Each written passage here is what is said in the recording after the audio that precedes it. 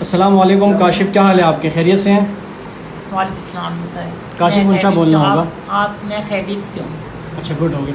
काशिफ ये बताएं कि आप कौन से कोर्स में यहाँ पर ताज इंस्टीट्यूट में कौन सा कोर्स कर रहे हैं यहाँ से? सर मैं यहाँ से GDC मतलब ग्राफिक डिज़ाइनिंग कोर्स 6 महीने डिज़ाइनिंग कोर्स कर रहा हूँ। का। अभी तक आपने क्या क्या सीखा है? और अभी सुना है कि आपने माशाल्लाह कीबोर्ड बनाया है, बहुत खूबसूरत बेहतरीन।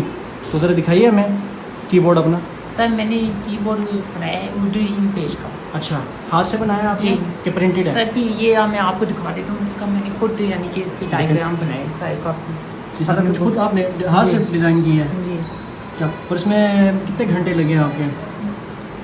तकरीबन कितने घंटों में बनाया सर आपने? इसमें वैसे टाइम तो मुझे सबसे पहले तो मैंने इसको यानी कि सबसे पहले मैंने इसको राइटिंग लिखा है इसे। अच्छा। तो उसमें लिखने में मुझे तकरीबन 30 मिनट लगे। अच्छा। उसके बाद फिर ये